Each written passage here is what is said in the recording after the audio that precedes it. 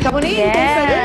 Nakita Ayaw, natin. balik tayo sa telahan. Oo naman, kasi kanina di ba nakita natin iba't ibang klase ng tela. Ngayon, paano ba natin ito maaalagaan mula paglalaba hanggang sa pagka-plancha? My favorite. Yeah. Talaga, ha? Favorite mo ba na. dito? Tuturuan na ako paano plancha. Ooh, alright, sige. Importante yan para mapanatiling maganda, syempre, at bago pa rin ang ating mga damit.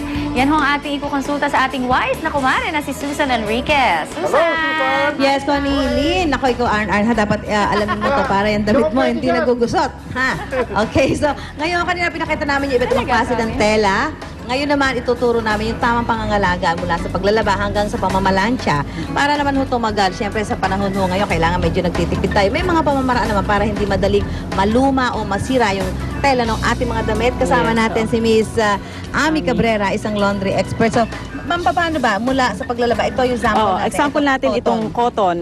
Usually, ang cotton kasi may cotton na kumukupas o hindi naman. So, ang gagawin natin una, ipi-free wash natin siya. Ibig sabihin, sa water parang muna. muna, ibababad muna. Oo, iaano muna ibababad natin. So, muna. para maiwasan yung pagdudugo ng Pagdudugo. tela, o pagdudugo, Pagdudugo, nagbi-bleed, pagkupas. pagkupas. Pwede natin lagyan ng konting salt yung tubig natin. Bakit lalagyan ng salt? Para yung pagkupas ng tela hindi mabilis. Okay. So, hindi pagdudugo, pagkupas. ng Bleeding tela. ang tawag kasi natin sa Okay, paglalaba pagka niya. may mga term kayong ginagamit. Okay. so, So, pagka na-pre-wash na yan, After ma-pre-wash, ang pagpiga sa kanya, wag masyado kasi Madiin. Oo, Wag kasi madiin. yung tela malulukot masyado ng husto. Okay, And then ang pagsabon naman sa kanya, dapat ang mga sabon natin tinutunaw natin ng husto Sa sa tubig, tubig. tunawin sa tubig, Wag okay. ididirekta sa tela para hindi maapektuhan yung texture ng tela. Okay, yung So quality. pagka diluted na ang kanyang sabon, so tsaka natin ilalagay yung ating tela. Ayan. Hanggang maaari wag nating gagamitin ng brush. Okay, yung iba kasi parang naglalagay sila ng brush. Bakit ba? Kasi Lalo akala siguro nila Hindi masyadong madumi yung Oo. damit. Ano? Okay. Kasi akala nila mas maganda, mas malinis na o maano. Pero ang di nila alam, nasisira ang tela. So, yung life ng tela o ng damit is umiigsi. Okay, so Numinipis pagkatapos siya, ho oo. niyan, So, pagkatapos siyang sabunin, huwag masyado ang friction sa pagkukusot dahil yung tela rin, lalo na kung mamahalin, okay. So, pagka yun, so advisable yan kapag ka ang damit ay hindi masyadong marumi. yes. Pero pagka oo. masyado Pag marumi, masyado marumi, mas maganda ibabad muna. ibabad muna. Oo. Yun, hindi Para kailangan yung friction na, hindi masyado. oo. So, kusot-kusot lang siya ng ganyan kung hindi masyadong madumi. Soft And then, lang. Soft lang po. Okay, oo. And then, the same thing, pagpiga niya hanggang maaari, alalay lang. Okay, Okay. And then, yung huling banlaw natin, hanggang maaari, yung nga sinasabi nila na maaksaya sa tubig pag nagbabanlaw. Pero mahalaga yung, lalo na ngayon pag tag-ulan, mahalaga talaga na babalawan ng gusto ang Kasi tela. namamaho. Yes, Yun bumabaho yung isa sa siya. mga dahilan kung bakit minsan napapansin natin, mabaho yung Oo, damit natin. parang Akala amoy nyo, pawis. Ikaw ang mabaho. Kala mo, hindi ka naligo. Pero ang mabaho yung damit. yung Oo, tela. parang amoy pawis. Okay. Yes, So, oo. okay. So, banlawan siya mabuti.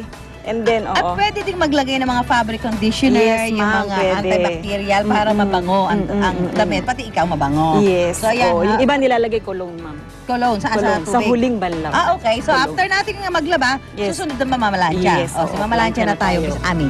Okay. Sa pamamalansya, Okay, ito sa naman. pamamalansya, mahalaga yung temperature ng iron. Oo, So, dapat, katamtaman lang. initially katamtaman muna hanggang sa habang tumatagal ka na mamalansya, dagdagan mo ng dagdagan yung temperature. At depende rin sa tela. May Yes, mga ma'am, tela na depende hindi sa talaga tela. kailangan yung mataas na ano Hindi ng kailangan. init, Katulad oh. dito, medyo ang tela niya is may pagkaseda. So, ang uunahin sa pamamalansya is yung kwelyo.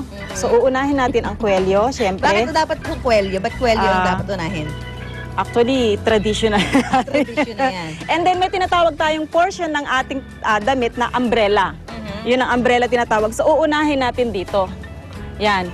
Pag ganyan siya, dito yung So, umbrella side. pamamalansya ba, dapat may nagdagaano ka ng pressure, ganyan? Yes ma'am, may Okay. pressure tayo mula dito sa umpisa pa, pasok. Okay. So yan siya. So hanggang sa matapos mo itong umbrella na tinatawag. And then pag natapos natin itong umbrella side, pupunta na tayo sa mga manggas. Ano ba yung pinakamadaling telang planchahin? Silk. Silk. Yes, ma'am. Okay, so dapat low heat lang siya. Yes, ma'am. Low heat. Okay. Tsaka medyo basa-basa pa dapat pagka nilalaban ang silk. Dahil pag pinatuyo mo siya na matagal sa init o sa hangin, titigas ang tela, magiging brittle. So yun, nasan na kayo? So, Plancha na ba? swelyo Iba yung tayo. sinasabi pag namamlansya, may piston. Paano May ba yun? piston, Bakit may yan. piston? Kasi iba parang dami-daming guhit. Then, isang beses mo lang siya dadaanan hanggang maaari. Aha. Huwag pabalik-balik kasi pag pinabalik-balik mo yan, mag-iiba-iba na ang ano nito. Isang beses mo lang siya dadaanan. Isang beses Yung ganun niya. dadaanan, Oo. okay. And then, tsaka natin isusunod ito. Okay, so yun, kahit pa paano. Importante sa pamamalansya, alamin niyo yung klase ng tela. Dahil Yes, may mga ma'am. tela nga na iba yung required na heat, ano? Oh, yes. At ganun din naman ho sa paglalabas. So, isa sa mga pamamaraan yan para ho magtagal yung ating mga Mga damit. damit diba? natin. So, depende ho sa tela. Importanteng alamin natin yan kung ano yung klase ng tela. Yes. At tamang paglalaba at tamang Tamang pamamalansya. pamamalansya. Okay, maraming salamat, Miss Ami Ami Cabrera. Cabrera. Isa pong laundry expert. Mami Alma, magbabalik ko kami. Bye, babalik na ho kami dito sa Kamuning Market. Kaya huwag kayong aalis. Magbabalik ka ang unang hirit. Ng hirit. Bye. Thank you. Around 1:30.